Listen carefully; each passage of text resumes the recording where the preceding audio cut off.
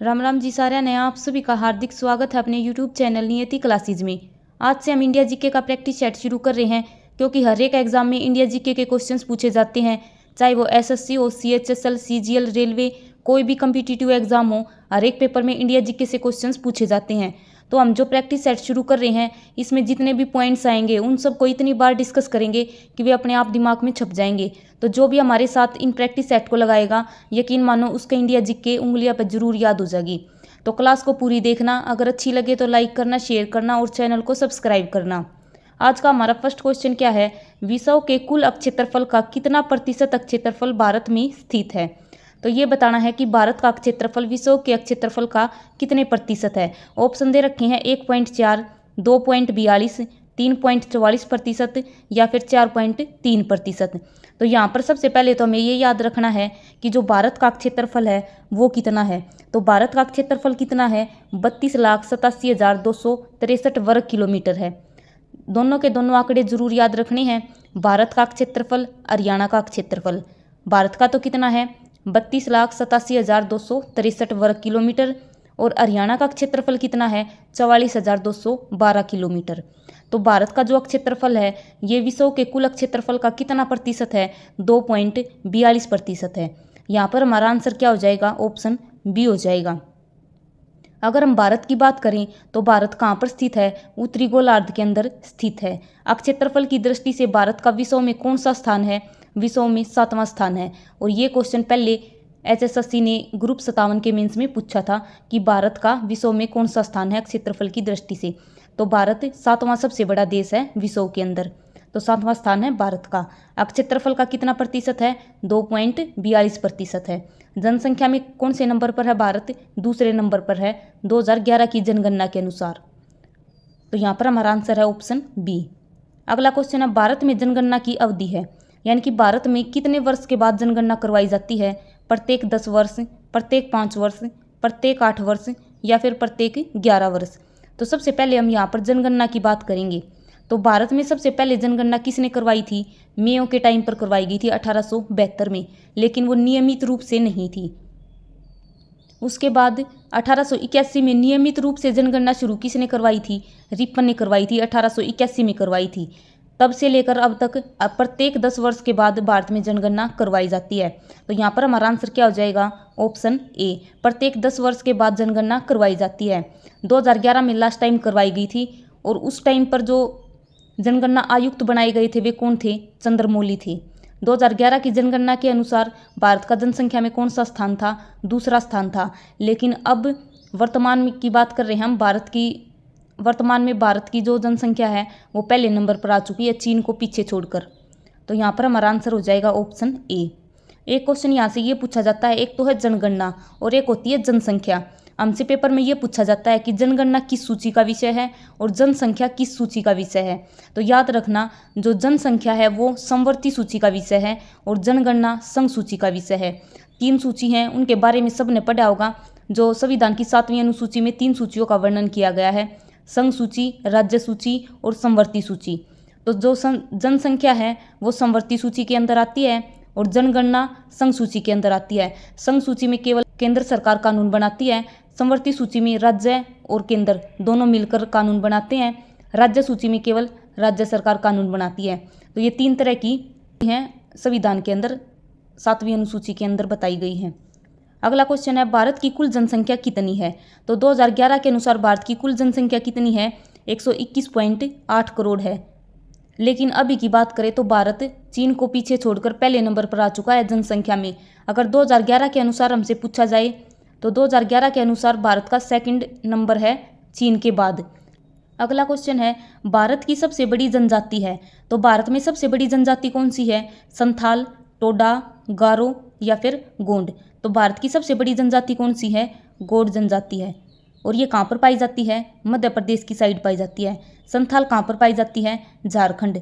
टोडा है, ये कहाँ पर पाई जाती है? जो नीलगिरी पर्वत है वहाँ पर कौन सी जनजाति पाई जाती है? टोडा जनजाति पाई जाती है। नीलगिरी पर्वत है जहाँ पर पूर्वी और पश्चिमी घाट मिलते हैं, वहाँ पर बोलते हैं नीलगिरी पर्वत है वहाँ पर।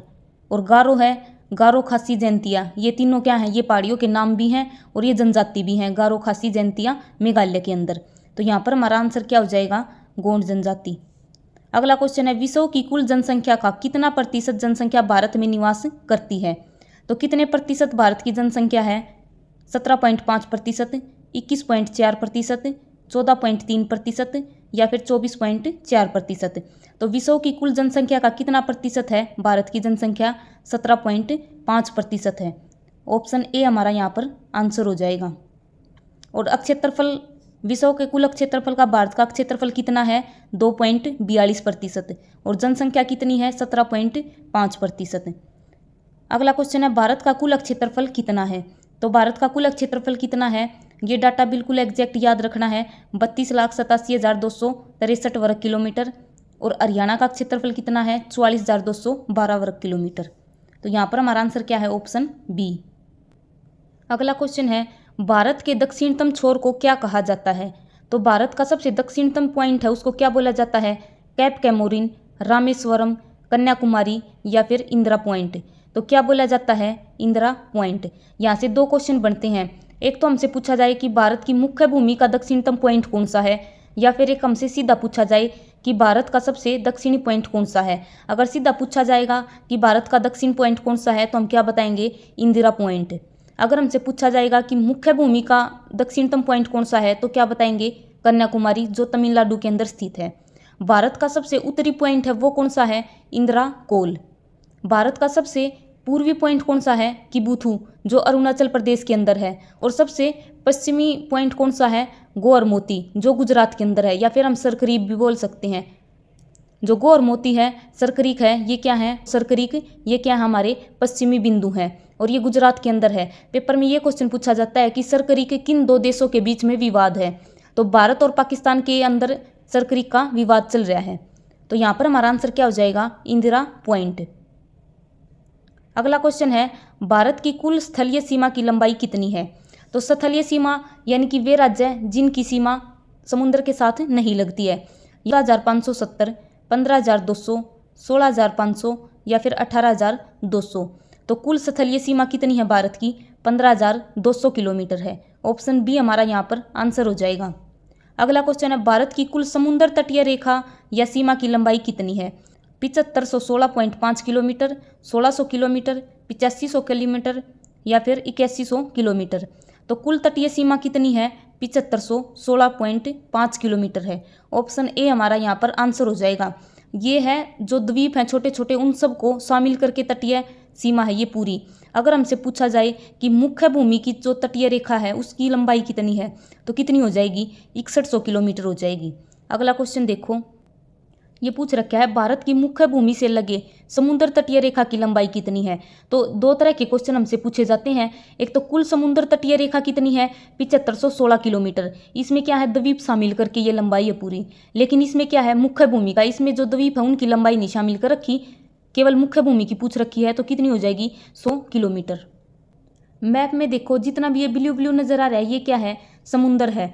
अगर हमसे पूछा जाए कि समुद्र की तटीय रेखा यानी कि कुल समुद्री तटीय रेखा है उसकी लंबाई कितनी है, तो हम इसमें जो ये द्वीप है इनको भी शामिल करेंगे। अगर हमसे मुख्य भूमि का पूछा जाए तो हम द्वीपों को शामिल करके नहीं बताएंगे।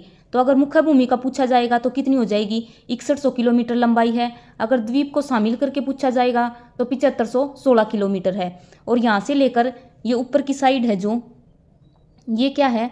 ये स्थलीय सीमा है, यहाँ से लेकर उस साइड तक। तो कितनी हो जाएगी? 15,200 किलोमीटर। तो भारत की स्थलीय सीमा की लंबाई कितनी हो जाएगी? 15,200। कुल समुद्र रेखा है उसकी लंबाई कितनी हो जाएगी? द्वीप को शामिल करके 7516.5 किलोमीटर। अगर मुख्य भूमि की समुद्र रेखा सीमा पूछा जाए तो 6100 किलोमीटर। तो ये तीनों के तीनों जरूर याद रखनी है। एक पेपर में हमसे ये पूछा जाता है कि भारत के कितने राज्य हैं जो समुद्र के साथ लगते हैं? तो भारत के कुल 9 राज्य हैं जिनकी सीमा समुद्र के साथ लगती है। तो गुजरात, सबसे लंबी जो समुद्री रेखा है वो किसके साथ लगती है? गुजरात के साथ लगती है। पेपर में बहुत बार पूछा जा लिया कि भारत की सबसे लंबी तटीय रेखा किस राज्य की है? तो सबसे लंबी तटीय रेखा है वो किस राज्य की है? गुजरात राज्य की है। यहाँ से लेकर यहाँ तक क्या है? गुजरात राज्य की तटीय सीमा रेखा है। और सेकंड नंबर पर किसकी है? आंध्र प्रदेश की है। तो याद रखना, पहले नंबर पर सबसे लंबी गुजरात की है और दूसरे नंबर पर किसकी है? आंध्र प्रदेश की है। और टोटल 9 राज्य हैं जिनकी सीमा समुद्र के साथ लगती है। अगला क्वेश्चन है, भारत का मानक समय 82.5 डिग्री पूर्वी देशांतर रेखा किसके मध्य से होकर गुजरती है? ऑप्शन दे रखे हैं भोपाल से, वाराणसी से, रांची से या फिर मिर्जापुर से। सबसे पहले तो याद रखना है कि भारत की मानक समय रेखा है वो कौन सी है? 82.5 डिग्री है पूर्वी देशांतर। और ये किसके मध्य से होकर गुजरती है? ये मिर्जापुर से। ऑप्शन डी हमारा यहाँ पर आंसर हो जाएगा। मिर्जापुर कहाँ पर है? उत्तर प्रदेश के अंदर है। जो भारत का मानक समय रेखा है ये भारत के 5 राज्यों से होकर गुजरती है। पांचों राज्य हैं, उनके नाम याद रखने हैं। याद करने की ट्रिक क्या है? आंधी में छाता ऊपर उड़ा, तो आंधी से हो जाएगा आंध्र प्रदेश, में से हो जाएगा मध्य प्रदेश, छाता से हो जाएगा छत्तीसगढ़, ऊपर से हो जाएगा उत्तर प्रदेश, उड़ा से हो जाएगा ओडिशा। तो भारत की जो मानक समय रेखा है भारत के 5 राज्यों से होकर गुजरती है और 82.5 डिग्री पूर्वी देशांतर है मानक समय। और किसके मध्य से होकर गुजरती है? मिर्जापुर से। अगला क्वेश्चन है, सूर्य की ऊर्जा का मुख्य स्रोत क्या है? तो सूर्य की ऊर्जा का मुख्य स्रोत क्या है? नाभिकीय विखंडन, नाभिकीय संलयन, ताप यानी उत्सर्जन, फोटो इलेक्ट्रिक उत्सर्जन। तो जो सूर्य है, सूर्य के अंदर ऊर्जा का मुख्य स्रोत क्या है? जो हाइड्रोजन मिलकर क्या बनाते हैं? हीलियम बनाते हैं। तो उसमें क्या होता है? नाभिकीय संलयन होता है। ऑप्शन बी हमारा यहाँ पर आंसर हो जाएगा। नाभिकीय विखंडन किस में होता है? जो परमाणु बम होते हैं उनके अंदर क्या होता है? न्यूट्रॉन अनकंट्रोल्ड टूटते चले जाते हैं। तो परमाणु बम के अंदर क्या होता है? नाभिकीय विखंडन होता है। तो यहाँ पर हमारा आंसर क्या है? नाभिकीय संलयन। भारत में राज्यों की संख्या कितनी है? तो भारत में राज्यों की संख्या कितनी है? 28। ऑप्शन सी हमारा यहाँ पर आंसर हो जाएगा। हमसे यहाँ पर एक क्वेश्चन ये पूछा जाता है कि 7वें संविधान संशोधन 1956 के द्वारा कुल कितने राज्य और केंद्र शासित प्रदेश बनाए गए थे? तो 7वें संविधान संशोधन के द्वारा 14 राज्य और 6 केंद्र शासित प्रदेश बनाए गए थे, लेकिन अब वर्तमान में हमारे 28 राज्य हैं और 8 केंद्र शासित प्रदेश हैं। तो यहाँ पर हमारा आंसर क्या है? Option C. अगला क्वेश्चन है, सूर्य का मुख्य संघटक क्या है?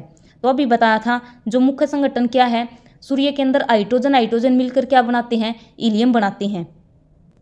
ऑप्शन क्या क्या दे रखे हैं? हाइड्रोजन और हीलियम, नाइट्रोजन और आर्गन, हाइड्रोजन और ऑक्सीजन, ऑक्सीजन और नाइट्रोजन। तो क्या है? हाइड्रोजन मिलकर क्या बनाते हैं? हीलियम। तो यहाँ पर हमारा आंसर क्या हो जाएगा? Option A. अगर हम यहाँ पर हाइड्रोजन की बात करें तो सबसे हल्का एलिमेंट कौन सा है? हाइड्रोजन है। भविष्य का ईंधन किसे बोला जाता है? हाइड्रोजन को बोला जाता है।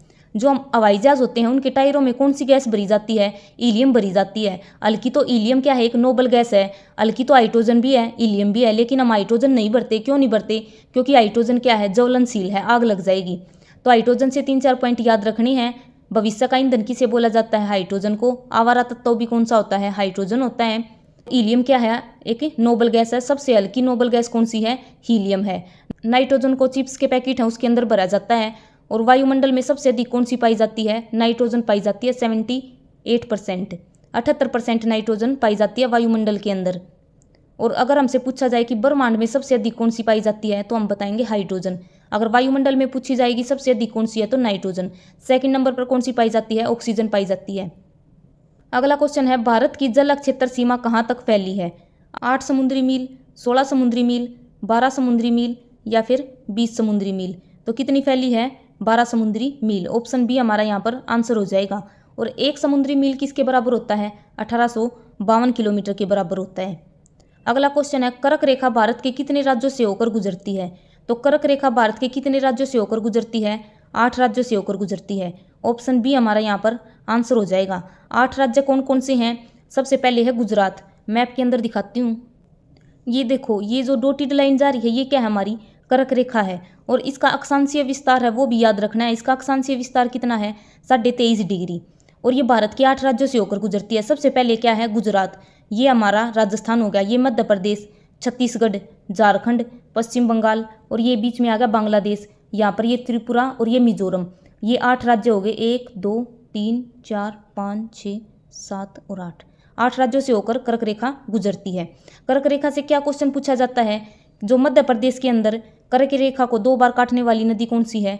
माही नदी है। पेपर में बहुत बार पूछा जा लिया कि कर्क रेखा को 2 बार काटने वाली नदी कौन सी है? माही नदी है। और कहाँ पर काटती है? मध्य प्रदेश के अंदर काटती है। तो यहाँ पर हमारा आंसर क्या हो जाएगा? Option B. अगला क्वेश्चन है, 82.5 डिग्री पूर्वी देशांतर रेखा भारत के कितने राज्यों से होकर गुजरती है? तो ये बताया था जो 82.5 डिग्री है भारत का मानक समय है, ये समय रेखा है 82.5 डिग्री पूर्वी देशांतर और भारत के 5 राज्यों से होकर गुजरती है। 82.5 डिग्री पूर्वी देशांतर रेखा भारत के 5 राज्यों से होकर गुजरती है। 5 राज्य कौन कौन से थे, याद करने की ट्रिक क्या थी, आंधी में छाता ऊपर उड़ा, आंध्र प्रदेश, मध्य प्रदेश, उत्तर प्रदेश, छाता से हो गया छत्तीसगढ़ और उड़ा से हो गया उड़ीसा। आंधी में छाता ऊपर उड़ा 5 राज्य हो गए, 5 राज्यों से गुजरती है। सूर्य का दीप्तिमान सतह क्या कहलाता है, तो सूर्य का दीप्तिमान सतह क्या कहलाता है, ऑप्शन है वर्णमंडल, स्थलमंडल, प्रकाश मंडल या फिर कोरोना। तो दीप्तिमान सतह क्या कहलाता है, प्रकाश मंडल। ऑप्शन बी हमारा यहाँ पर आंसर हो जाएगा। कोरोना सूर्य की एक लेयर है और कोरोना किस टाइम पर दिखाई देती है, जब पूर्ण सूर्य ग्रहण होता है उस टाइम पर हमें कौन सी परत दिखाई देती है सूर्य की, कोरोना। अगला क्वेश्चन है पृथ्वी के सबसे निकट स्थित ग्रह कौन सा है, तो पृथ्वी के सबसे निकट स्थित ग्रह कौन सा है, बृहस्पति, शुक्र, शनि या फिर मंगल। तो पृथ्वी की बहन किसे बोला जाता है, शुक्र को बोला जाता है। ऑप्शन बी हमारा यहाँ पर आंसर हो जाएगा। सांझ का तारा, भोर का तारा, सबसे चमकीला तारा, सबसे ग्रह तारा कौन सा है, इन सारा का आंसर क्या हो जाएगा, शुक्र हो जाएगा। ऑप्शन बी हमारा यहाँ पर आंसर हो जाएगा। अगला क्वेश्चन है पृथ्वी के सबसे निकट स्थित ग्रह कौन है, तो सबसे निकट कौन सा है, बृहस्पति, मंगल, शुक्र या फिर शनि। तो सबसे निकट कौन सा है, शुक्र। पृथ्वी की बहन किसे बोला जाता है, शुक्र को बोला जाता है। सांझ का तारा, भोर का तारा, सबसे चमकीला तारा, सबसे गर्म तारा कौन सा है, शुक्र है। तो यहाँ पर हमारा आंसर क्या हो जाएगा, ऑप्शन बी हो जाएगा। सौरमंडल का सबसे बड़ा ग्रह कौन सा है, बृहस्पति है। सबसे छोटा कौन सा है, बुध है। और सौरमंडल में सबसे बड़ा उपग्रह किसका है, बृहस्पति का है। सबसे ज़्यादा उपग्रह भी बृहस्पति के हैं और सबसे बड़ा उपग्रह है वो भी बृहस्पति का है, गैनीमेड। मंगल ग्रह के 2 उपग्रह हैं, डिमोस और फिबोस। जो डिमोस है वो सबसे छोटा उपग्रह है सौरमंडल का। अगला क्वेश्चन है सबसे प्राचीन पर्वत किसे माना जाता है, तो सबसे ओल्ड फोल्ड माउंटेन कौन सी है, हिमालय, अरावली, एंडीज या फिर एटलस। तो यहाँ पर हमारा आंसर क्या हो जाएगा, सबसे ओल्ड फोल्ड माउंटेन कौन सी है, हमारी अरावली है। ऑप्शन बी हमारा यहाँ पर आंसर हो जाएगा। जो अरावली है ये कितने राज्यों में फैली हुई है, गुजरात, राजस्थान, हरियाणा और दिल्ली। ये 4 जगह पर अरावली की पहाड़ियाँ फैली हुई हैं। अरावली की सबसे ऊंची चोटी कौन सी है, गुरु शिखर, राजस्थान के अंदर है। तो यहाँ पर हमारा आंसर क्या है, ऑप्शन बी। सबसे नवीन पर्वत कौन सा है, हिमालय। और हिमालय की सबसे ऊंची चोटी कौन सी है, माउंट एवरेस्ट। कमेंट करके बताना कि जो माउंट एवरेस्ट है उसकी वर्तमान में ऊंचाई कितनी है। अगर क्लास अच्छी लगे तो क्लास को लाइक करना, शेयर करना और जो भी नया है हमारे चैनल को सब्सक्राइब जरूर करना। एंडीज पर्वतमाला है, ये विश्व की सबसे लंबी पर्वतमाला है, एंडीज पर्वतमाला। अगला क्वेश्चन है सबसे नवीन पर्वत किसे माना जाता है, तो अभी बताया है सबसे नवीन पर्वत किसे माना जाता है, हिमालय को माना जाता है। और हिमालय की सबसे ऊंची चोटी कौन सी है, माउंट एवरेस्ट है। 8,848 मीटर ऊंची है माउंट एवरेस्ट। अगला क्वेश्चन है भारत के किस राज्य का प्राचीन नाम नेफा था, तो अंग्रेजों के टाइम पर भारत के किस राज्य को नेफा बोला जाता था, असम को, सिक्किम को, मेघालय को या फिर अरुणाचल प्रदेश को। तो किसको नेफा बोला जाता था, अरुणाचल प्रदेश को बोला जाता था। ऑप्शन डी हमारा यहाँ पर आंसर हो जाएगा। बोमडिला दर्रा कहाँ पर है, अरुणाचल प्रदेश के अंदर है। Namdapha national park, moulding national park दोनों कहाँ पर हैं, अरुणाचल प्रदेश के अंदर है। सबसे कम जनसंख्या घनत्व है वो कहाँ का है, अरुणाचल प्रदेश का है। अगर हम यहाँ पर असम की बात करें तो असम का पुराना नाम क्या है, कामरूप। असम के अंदर कौन कौन से नेशनल पार्क हैं, काजीरंगा नेशनल पार्क जो एक सींग वाले गैंडों के लिए बहुत फेमस है, Manas national park, Nameri national park, Dehing Patkai national park, ये सारे कहाँ पर हैं, असम के अंदर है। अगला क्वेश्चन है भारत की प्रथम जनगणना की शुरुआत मेयो के शासनकाल में किस वर्ष की गई थी। तो सबसे पहले क्वेश्चन आया था यो भारत की प्रथम जनगणना है ये कब करवाई गई थी, ये 1872 में करवाई गई थी। और किसके टाइम पर करवाई गई थी, मेयो के टाइम पर करवाई गई थी। लेकिन ये नियमित रूप से जनगणना नहीं थी, तो उसके बाद 1881 में रिपन के टाइम पर नियमित रूप से जनगणना शुरू करवाई थी और फिर प्रत्येक 10 वर्ष के बाद जनगणना शुरू होगी थी करवानी। अगला क्वेश्चन क्या है सबसे गर्म व चमकीला ग्रह कौन सा है, तो सबसे गर्म और चमकीला ग्रह कौन सा है, अभी बताया था शुक्र। भोर का तारा, सांझ का तारा, पृथ्वी की बहन किसे बोला जाता है, शुक्र को बोला जाता है। सौरमंडल का सबसे छोटा ग्रह कौन सा है, बुध है।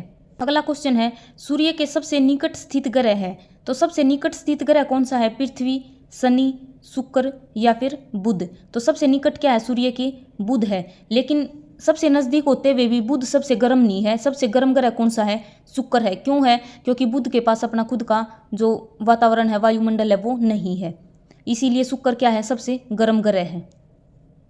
सर्वाधिक उपग्रहों वाला ग्रह कौन सा है? तो सर्वाधिक उपग्रह किसके हैं? बृहस्पति के हैं। ऑप्शन ए हमारा यहाँ पर आंसर हो जाएगा। सबसे बड़ा ग्रह भी कौन सा है? बृहस्पति है। सबसे छोटा बुध है। अगला क्वेश्चन है, भारत की प्रथम नियमित जनगणना 1881 में किसके शासनकाल में हुई थी? तो अभी बताया था 1881 में किसने शुरुआत करवाई थी इसकी? रिपन ने करवाई थी। और रिपन को क्या बोला जाता है? स्थानीय स्वशासन के जनक बोला जाता है। फैक्ट्री बिल है, फैक्ट्री एक्ट है, किसके टाइम पर आया था? रिपन के टाइम पर आया था। इल्बर्ट बिल है, किसके टाइम पर पास हुआ था? रिपन के टाइम पर पास हुआ था। और जो नियमित रूप से जनगणना भी शुरू किसके टाइम पर हुई थी? रिपन के टाइम पर हुई थी। तो यहाँ पर हमारा आंसर क्या हो जाएगा? Option D, Ripon. डलहौजी की बात करें तो सबसे पहले रेल किसके टाइम पर चली थी? डलहौजी के टाइम पर चली थी। डॉक्ट्राइन ऑफ इलिप्स है, किसने शुरू किया था? अडप नीति का सिद्धांत डलहौजी ने शुरू किया था। अगला क्वेश्चन है, क्षुद्र ग्रह किन दो ग्रहों के बीच में स्थित है? जो एस्ट्रॉइड बेल्ट है वो कहाँ पर पाई जाती है? शनि और अरुण, पृथ्वी और शुक्र, बृहस्पति और शुक्र, बृहस्पति और मंगल। तो क्षुद्र ग्रह किन ग्रहों के बीच में पाए जाते हैं? बृहस्पति और मंगल। इस डायग्राम में देखो सारे के सारे जो ग्रह से क्वेश्चन पूछे जाते हैं सारे कवर हो जाएंगे। ये हमारा सूर्य है। सूर्य क्या है? एक तारा है। सूर्य के सबसे नज़दीक ग्रह कौन सा है? बुध है। सबसे नज़दीक होते हुए भी ये गर्म नहीं है क्योंकि इसके पास खुद का वायुमंडल वातावरण है वो नहीं है, इसीलिए सबसे गर्म ग्रह कौन सा है? शुक्र। सबसे चमकीला ग्रह कौन सा है? शुक्र है। भोर का तारा, सांझ का तारा, पृथ्वी की बहन किसे बोला जाता है? शुक्र को बोला जाता है। बुध और शुक्र के पास कोई भी उपग्रह नहीं है, इनका खुद का अपना कोई भी उपग्रह नहीं है। पृथ्वी का एकमात्र उपग्रह है चंद्रमा। मंगल और बृहस्पति है, इन दोनों के बीच में क्या पाई जाती है? एस्ट्रॉइड बेल्ट पाई जाती है। जो क्षुद्र ग्रह हैं वे कहाँ पर पाए जाते हैं? मंगल और बृहस्पति के बीच में पाई जाती हैं। सौरमंडल का सबसे बड़ा ग्रह कौन सा है? बृहस्पति। और सबसे ज्यादा उपग्रहों वाला ग्रह भी कौन सा है? बृहस्पति है। और सबसे बड़ा उपग्रह किसका है? बृहस्पति का है, गैनीमेड। यहाँ पर कौन सा हो जाएगा? शनि, अरुण और वरुण। ये बाद के चार हैं, इन चारों को क्या बोला जाता है? बृहस्पति, शनि, अरुण और वरुण, इनको क्या बोला जाता है? इनको बाह्य ग्रह बोला जाता है। और बुध, शुक्र, पृथ्वी और मंगल, इन चारों को क्या बोला जाता है? आंतरिक ग्रह बोला जाता है। तो ये सारे पॉइंट पेपर में पूछे जाते हैं। और एक क्वेश्चन ये पूछा जाता है कि विपरीत दिशा में घूमने वाले दो ग्रह कौन कौन से हैं? शुक्र और अरुण। यूवी से याद कर सकते हैं, यूरेनस और वीनस। यूवी है, ये क्या है? विपरीत दिशा में घूमते हैं। बुध और शुक्र है, इनका कोई भी अपना उपग्रह नहीं है। तो क्षुद्र ग्रह है वे किन दो ग्रहों के बीच में पाए जाते हैं? बृहस्पति और मंगल के बीच में पाए जाते हैं, एस्ट्रॉइड बेल्ट। अगला क्वेश्चन है, सी ऑफ ट्रांक्विलिटी कहाँ पर स्थित है? तो कहाँ पर है? पृथ्वी पर, शुक्र पर, मंगल पर या फिर चंद्रमा पर? तो कहाँ पर है? चंद्रमा पर। ऑप्शन डी हमारा यहाँ पर आंसर हो जाएगा। पृथ्वी का एकमात्र उपग्रह कौन सा है? चंद्रमा है। पृथ्वी को क्या बोला जाता है? जलीय ग्रह बोला जाता है। नीला ग्रह किसे बोला जाता है? पृथ्वी को बोला जाता है। और HSSC ने ये क्वेश्चन पूछा था कि निम्नलिखित में से जलीय ग्रह किसे बोलते हैं? तो पृथ्वी को जलीय ग्रह बोला जाता है। बिना उपग्रहों वाला ग्रह कौन सा है? तो जिसके कोई भी उपग्रह नहीं है वे कौन से हैं? अभी बताया था डायग्राम, एक बार वो डायग्राम याद कर लेना, सारे के सारे क्वेश्चंस क्लियर हो जाएंगे। तो बिना उपग्रहों वाला ग्रह कौन सा है? बुध और शुक्र। ऑप्शन ए हमारा यहाँ पर आंसर हो जाएगा। भोर का तारा, सांझ का तारा किसे बोला जाता है? शुक्र को बोला जाता है। अगर क्लास अच्छी लगे तो लाइक करना, शेयर करना और चैनल को सब्सक्राइब करना। अगला क्वेश्चन है, सबसे बड़ा उपग्रह है? तो बताया था सबसे ज्यादा उपग्रह किसके हैं? बृहस्पति के हैं। और बृहस्पति का ही सबसे बड़ा उपग्रह है गैनीमेड। ऑप्शन डी हमारा यहाँ पर आंसर हो जाएगा। डिमोस, फिबोस किसके हैं? दो उपग्रह, ये मंगल ग्रह के हैं। और डिमोस सबसे छोटा उपग्रह है। जनगणना का महाविभाजक वर्ष माना जाता है। मोस्ट इंपॉर्टेंट है और इतनी बार रिपीट हो लिया ये क्वेश्चन। जनगणना का महाविभाजक वर्ष कौन सा माना जाता है? 1921 को माना जाता है। ऑप्शन बी हमारा यहाँ पर आंसर हो जाएगा। सौरमंडल का सबसे बड़ा व भारी ग्रह कौन सा है? बृहस्पति है सबसे बड़ा, अभी बताता। सबसे छोटा बुध है। विश्व जनसंख्या दिवस मनाया जाता है। तो विश्व जनसंख्या दिवस कब मनाया जाता है? 11 जुलाई को मनाया जाता है। और जनसंख्या में भारत अब पहले नंबर पर आ चुका है, चीन को पीछे छोड़कर। अंतर्राष्ट्रीय युवा दिवस या फिर हाथी दिवस कब मनाया जाता है? 12 अगस्त को मनाया जाता है। 8 मार्च को क्या मनाया जाता है? अंतर्राष्ट्रीय महिला दिवस मनाया जाता है 8 मार्च को। बहुत बार पेपर में पूछा गया है। विश्व जनसंख्या दिवस 11 जुलाई को, अंतर्राष्ट्रीय महिला दिवस 8 मार्च को। और राष्ट्रीय महिला दिवस कब मनाया जाता है? 13 फरवरी को मनाया जाता है। सरोजिनी नायडू की याद में मनाया जाता है। जनसंख्या का अध्ययन कहलाता है। तो जनसंख्या के लिए एक रूट वर्ड होता है डैम। तो डेमोलॉजी, डेमोग्राफी किससे रिलेटेड है? जनसंख्या से। ऑप्शन डी हमारा यहाँ पर आंसर हो जाएगा। एपिग्राफी किसका अध्ययन है? शिलालेखों का अध्ययन है। पोमोलॉजी किसका है? फलों का अध्ययन। डेंड्रोलॉजी किसका है? पेड़ वृक्ष है, इनकी स्टडी को क्या बोलते हैं? डेंड्रोलॉजी। भारत का कुल जनसंख्या घनत्व प्रति वर्ग किलोमीटर कितना है? तो भारत का कुल जनसंख्या घनत्व कितना है? 280 व्यक्ति, 382, 480 या फिर 580। तो भारत का कुल जनसंख्या घनत्व कितना है? 382। ऑप्शन बी हमारा यहाँ पर आंसर हो जाएगा। हरियाणा का कुल जनसंख्या घनत्व कितना है? कमेंट करके जरूर बताना। और ये क्लास कैसी लगी है ये बताना। ये क्लास कंटिन्यू रखनी है या फिर नहीं रखनी, तो कमेंट करके जरूर बता देना क्लास कैसी लगी है। अगला क्वेश्चन है, पृथ्वी के विपरीत दिशा में घूमने वाले ग्रह, तो अभी बताया था यूवी से याद रख सकते हैं। अपोजिट साइड जो भी ग्रह घूमते हैं कौन से हैं? अरुण और शुक्र, यूरेनस और वीनस। ऑप्शन ए हमारा यहाँ पर आंसर हो जाएगा। जो पृथ्वी है ये किस साइड घूमती है? ये पश्चिम से पूर्व की साइड घूमती है। सूर्य कौन सी साइड घूमता है? पूर्व से पश्चिम की साइड घूमता है। तो याद रखना, जो पृथ्वी है पश्चिम से पूर्व की साइड घूमती है। और पृथ्वी के विपरीत दिशा में घूमने वाले ग्रह कौन से हैं? अरुण और शुक्र। अगला क्वेश्चन है, भूस्थिर उपग्रह की ऊंचाई कितनी होती है? इस पर भी स्टार लगा लेना, क्योंकि बहुत बार ये पेपर में पूछा जा लिया कि जो भूस्थिर उपग्रह है ये कितनी ऊंचाई पर छोड़े जाते हैं। 3200 किलोमीटर, 800 किलोमीटर, 36,000 किलोमीटर या फिर 34,000 किलोमीटर। तो भूस्थिर उपग्रह है ये कितनी ऊंचाई पर छोड़े जाते हैं? 36,000 किलोमीटर की ऊंचाई पर छोड़े जाते हैं।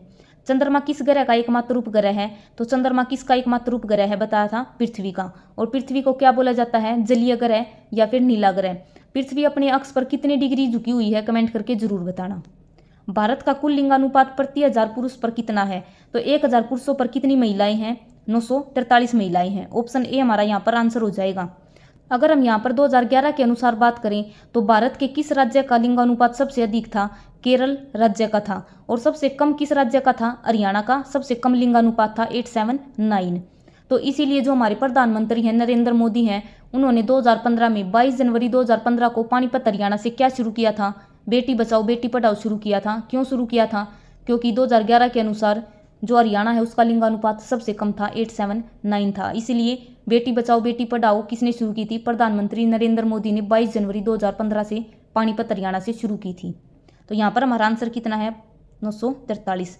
आज की क्लास कैसी लगी कमेंट करके जरूर बताना। और 2 क्वेश्चन दिए हैं, दोनों के आंसर भी जरूर बताने हैं कमेंट करके। क्लास को कंटिन्यू रखें या ना रखें ये भी जरूर बताना।